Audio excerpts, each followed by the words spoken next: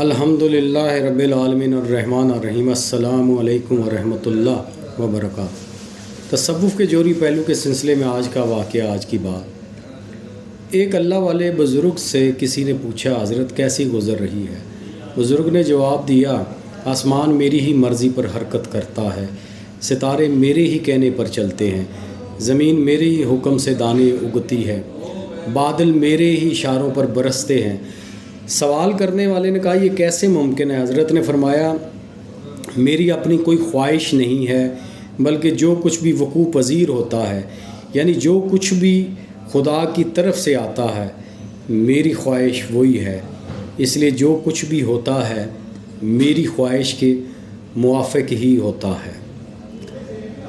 اب اس واقعے کا جوہری پہلو بھی یہی ہے کہ میری خواہش اور آپ کی خواہش کیا ہے، یہ آپ نے طے کرنا ہے۔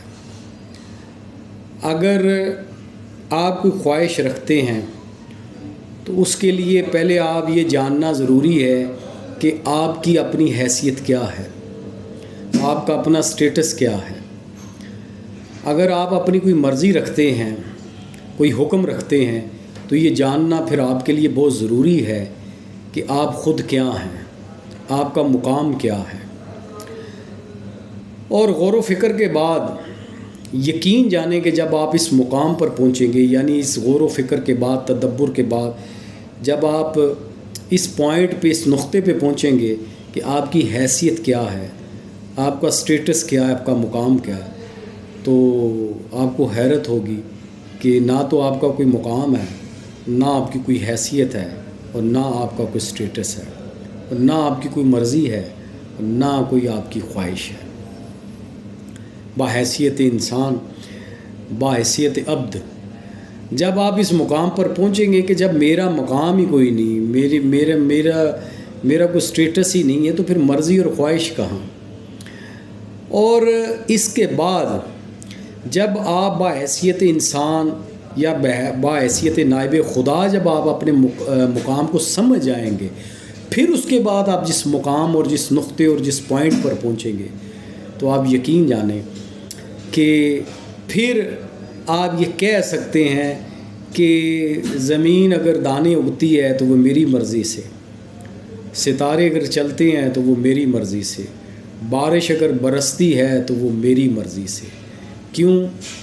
کیونکہ میری اپنی کوئی مرضی نہیں ہے، کیونکہ میری مرضی جو ہے وہی ہے جو میرے اللہ کی مرضی ہے، میری خواہش وہی ہے جو میرے اللہ کی خواہش ہے۔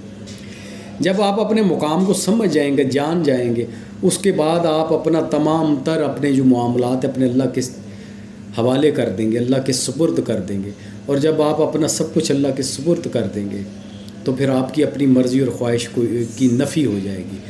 اور جب آپ کی خواہش اور مقام اور مرضی کی نفی ہو جائے گی، آپ اللہ کے حوالے ہو جائیں گے، تو پھر وہی مرضی اور خواہش آپ کی ہوگی، وہی ارادہ آپ کا ہوگا جو اللہ کا حکم ہوگا، جو اللہ کی مرضی ہوگی، جو اللہ کا امر ہوگا۔ لیکن پہلے اسے سمجھیے، پہلے سے جانیے کہ آپ کیا ہیں۔ آپ اگر نائب خدا ہیں تو پھر جو اللہ کی مرضی ہے، جو اللہ کی خواہش ہے، وہ جو مرشد اقبال نے جس طرف اشارہ کیا ہے کہ خود ہی کو کر بلند اتنا کہ ہر تقدیر سے پہلے خدا بندے سے خود پوچھے، بتا تیری رضا کیا ہے، یعنی مرضی کیا ہے۔